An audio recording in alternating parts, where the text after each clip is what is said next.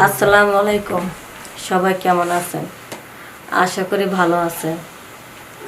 আজকে আমি আপনাদেরকে যে গল্পটা শোনাবো সেটা কোনো মুভির বা নাটকের কোনো গল্প না। এটা আমার জীবনে ঘটে যাওয়ার একটি ঘটনা আপনাদের সাথে শেয়ার করতে চাই। আমি একটা নাতনি। আমার বাড়িতে আমার অসুস্থ বাপ মা আছে। আমি আগে লেখাপড়া করতাম, কিন্তু অভাবের কারণে আমি যাত্রাপালা নাচ গান করি। আর আমি যাত্রাপালা প্রথম চিনতাম না। আমাদের এলাকায় যখন যাত্রা নিয়ে আসছে তখন আর কি ওখান থেকে পরিচয় হয়েছি যে যাত্রার মেয়েরা নাকি অনেক টাকা পয়সা ইনকাম করে। তখন চিন্তা করলাম যে আমার সংসার ভালোভাবে চালাতে গেলে আমি নাচ গানের ভিতরে জড়াবো, আর টাকা থাকলে আমি আমার বাবা মা চিকিৎসা করতে পারব। পরে আমি নাচের ভিতরে জড়া যাই। প্রথম হয়তো আমি নাচ পারতাম না, তেমন আমার একটা মূল্যায়ন করে নাই। কিন্তু যখন আমি নাচ পারি তখন আমার এত সুন্দরভাবে মূল্যায়ন করছে, আমাকে হেড নাচে প্রিন্সেস হিসাবে নাচাইছে যাত্রা গানে। তখন একটা ভালো ডান্সার আমি।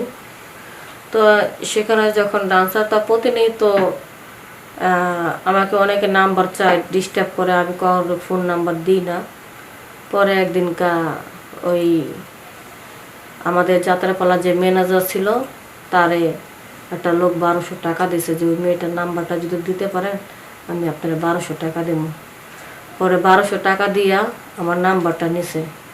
নেওয়ার পরে তখন আমি বলছি যে আমার আবার ম্যানেজার বলছে লোকটার সাথে কথা বলো। আমার অনেকগুলো টাকা দিয়েছে দিয়ে তারপর নাম্বার নিছে। এই লোকটা মনে পয়সা আলো। পরে আমিও ভাবছিলাম যে যেহেতু লোকটা পয়সা আলা তার সাথে একটা সম্পর্ক জড়াই। হ্যাঁ, পরে নাম্বার দিচ্ছে। আমি বললাম কি নাম কি আপনার? বললো জাহিদ। আমি বলছি হ্যাঁ, আপনার কথা আমাদের ম্যানেজার সাহেব বলছে, সমস্যা নেই। আর এত সুন্দর করে আমার সাথে কথা বলতেছে বাইরে ভাই, মনে হইলো কি একেবারে 18 বছর বা 15 বছর একটা যুবক ছেলে। তো যাই হোক, 15 বছরের বাচ্চা ছেলে মনে হইলো। তখন এই আমি আবার বলতাম যে আপনার বয়সটা মনে হয় আমার থেকে অনেক কম, ঠিক আছে, পরে যদি দুজনের না মানায় তাহলে এই আনন্দটা কীভাবে করব। কয় না, হ্যাঁ তুমি আমার ছোট হবা না, তুমি আমার বড় হবা না, আমি বরঞ্চ তোমার বড় হব। তখন আমি বলছি ঠিক আছে, আপনি যদি আমার বড় হওয়ার সমস্যা নেই, কেন ছোট হইলে সমস্যা। তো আমি যখন বললাম আমার কিছু বাজার সদাই লাগবে, এটা সেটা টাকা, পরে কী করুন নগদে আমাকে কুরিয়ান সার্ভিসে 3 বস্তা ভৈরা, মনে করেন আটা, তারপরে অনেকগুলো গোসলের সাবান, বড় বড় গোসলের সাবান, তারপরে হুল পকেটের গুঁড়া, বুট, মুসুরি ডাল, রসুন, পেঁয়াজ 3 বস্তা ভৈরা কুরিয়ান সার্ভিসে আমার জন্য 1 মাসের রোজার মাসে সদাইপাতি পাঠিয়ে দিল। তো দেওয়ার পরে তার সাথে কিন্তু আমার দেখা হয়নি। তখন আমি বলছি যে ঈদের মার্কেট করব। তো ঈদের মার্কেট করার জন্য আমাকে 50,000 টাকা দিল বিকাশে। এই বিকাশে আমাকে 50,000 টাকা দিল, বাস। পরে একদিন অন্য এক জায়গা থেকে আরেক জায়গায় আমরা ঘুরি। পরে রাজশাহী একটা জেলাতে আমার কাছে আসলো দেখা করার জন্য। তো সেই যখন দেখা করার জন্য আমার কাছে আসছে, তো আমি খুব সুন্দরভাবে একটু গ্রাউন জামা পরে সাজগুজ করে সুন্দরভাবে বসে রয়েছি। তখন আমার বয়সটা ছিল প্রায় এই 15-16 বছর বয়স।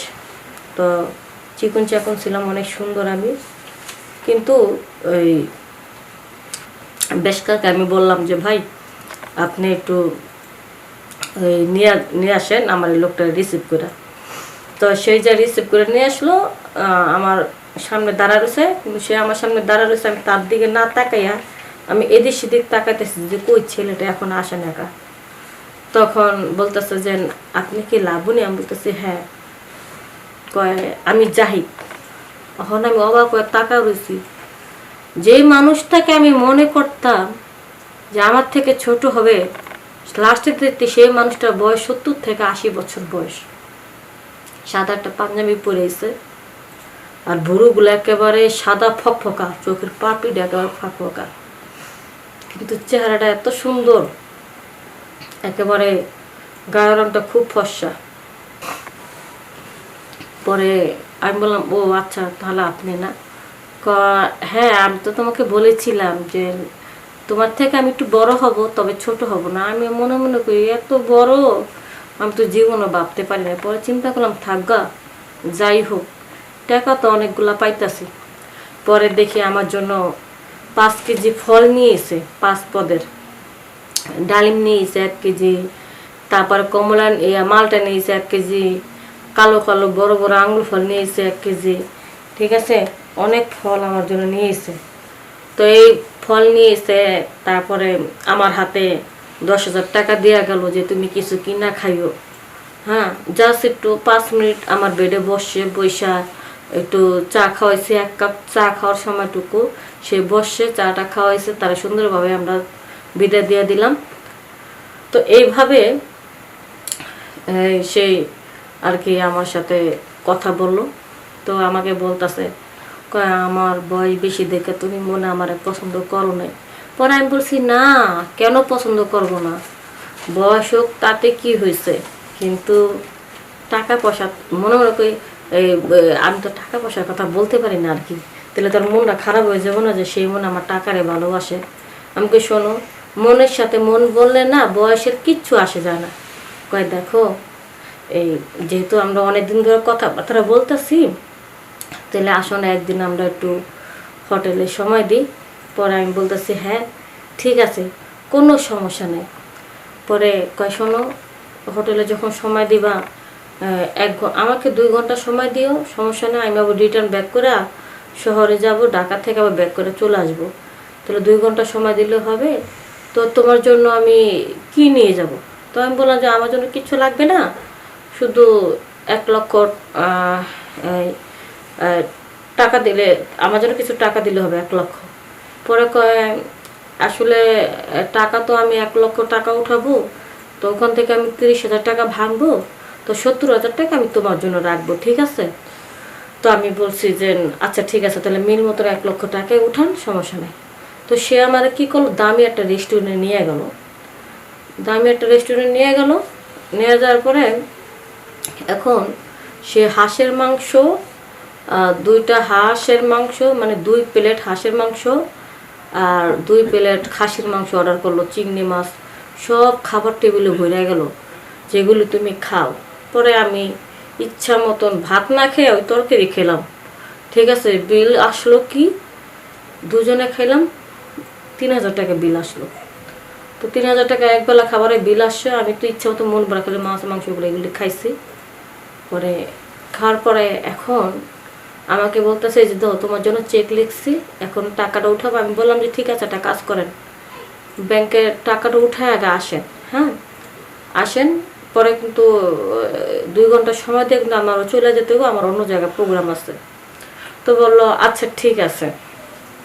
সে টাকাটা উঠে আনতে গেছে, আইনা পরে আমাকে বলতেছে, এই নাও, তোমার 70,000 দিলাম, আমি 30,000 রাখলাম আমার খরচাপাতি করার জন্য। পরে আমার 70,000 টাকা দিছে। পরে আমার একটা কথা বলতেছে যে দেখো, আমার তো একটু সমস্যা। কি সমস্যা? কয় কি, আমারটা তো দাঁড়ায় না, তাইলে একটু ললিপপ যদি খাইতা ভালো হতো। মনে মনে চিন্তা করি, শালার বাচ্চা, একে তো তোর সাথে আমার যায় না, তাও একটু রাজি হয়েছে, যে পরিমাণ তুই আমার পিছনে টাকা ভাঙছস, তার উপরে তুই আমার ললিপপের কথা বলস, এটা তো কোনো দিনে সম্ভব না। ঠিক আছে, একটা কথাটা শোনার সাথে সাথে তার প্রতি একটা ঘৃণা জেগে গেল। যতটুকু একটু রাজি হয়েছে যে বুড়া মানুষ, চুলটাও সাদা, ভুরুটাও সাদা, পাপড়িও সাদা, তার নিচের সবগুলো তো সাদা আছে, ঠিক না? তো বুড়া মানুষ চোখে কিছু দেখবো না, ভালো মতন দেখতে পাইবো না, আতায় তো গা যা পারে করুক গা, আমি অন্ধকারে চুপ করে খালি শুয়ে থাকুক। ওই হিসাব করে তার একটু সুযোগ দিয়েছিলাম যে না, 2 ঘন্টা সময় লাগলো দিই, যে পরিমাণ টেয়া খাইছি। আয় হায়, যখন বললো ললিপপ খেতে হবে, তখন আমি বললাম কি, আচ্ছা ঠিক আছে, তাহলে আমরা এক কাজ করি, তাহলে একটু বেশি সময় লাগবে তো, রাত্রে আমরা হোটেলে থাকবো না, এখন আমি যাই, প্রোগ্রামটা শেষ করে রাত্রে আসবো। কয় আচ্ছা আসবো তো? আমি বলছি হ্যাঁ আসবো। বা ভাই কি বলবো, এই যে যাইয়া ফোনটারে আমি বন্ধ করে থুইছি, কিছুই করি নাই কা। পরের দিন চিন্তা করলাম যে না, আমার তো কিছু করা লাগবো, এখন তো ভাল লাগতেছে না। এখন সাইড নায়ক আমার দিকে খুব পছন্দ করছে। পছন্দ করার পরে এখন সাইড নায়কের সাথে আমি সময় কাটাইলাম। বলতেছে কি, সবাই যখন ঘুমায় পড়বো তখন তুমি ভোরবেলা আমার কাছে আসবা। কিন্তু সাইড নায়কের এত সুন্দর একটা জিনিস দেখলাম আমি, যেটা দেখা সাইড নায়ক আমাকে কি ডাকবে তারই আর কি ডাকার চেষ্টা করলাম আমি। বাস, আমার এত মজার এত আনন্দ দিচ্ছে, বুড়া মানুষ দিয়ে আমি আর কি করুম। ঠিক আছে, ওই সাইড নায়কের প্রেমে পড়ে গেলাম। এবং যখনই মন চেত ওই সাইড নায়ক আমার খুব মজা দিত আর আনন্দ দিত। বাইরে বাই, মানুষটা হিন্দু আর চিকন চিকন হইলে কি হইব, ঠিক আছে, তার গাছটা কিন্তু হেভি মোটা ছিল। হ্যাঁ, আমার কাছে খুব ভালো লাগছে। পরে এইভাবে আমি মজা নিতে থাকলাম। তবে বন্ধুরা, আসলে যে মানুষের মনের আশা পূর্ণ করতে পারুম না, সেই মানুষের টাকা ভাঙায় খাওয়াটা ঠিক না। হয়তো আমি একটা, যে লোকটা আমার পিছনে এত টাকা পয়সা দিছে, ঠিক আছে, এত খরচ করছে, তার যে আমি সুদ দিতে পারলাম না, কিন্তু তার টাকাটা আমার এভাবে বাটপারি করে খাওয়াটা উচিত হয়নি। তো আমি যে ভুল করছি বন্ধুরা, তোমরা কিন্তু এরকম ধরনের মোটেও ভুল করবা না। কারোর টাকা খাইলে তার মনের আশা যদি পূর্ণ না করতে পারো, হুট করে দেখা গেলো সে তোমাকে বিপদে ফেলানোর চেষ্টা করতে পারে। অতএব ছেলেদের টাকা খাওয়ার থেকে বাটপারি করে, ছেলেদের টাকা যদি বাটপারি করে মেয়েরা খাও, তাহলে কিন্তু কঠিন বিপদে পড়বা। এর থেকে সাবধানে থাকবা। সবাই ভালো থাকবা, সুস্থ থাকবা। আসসালামু আলাইকুম।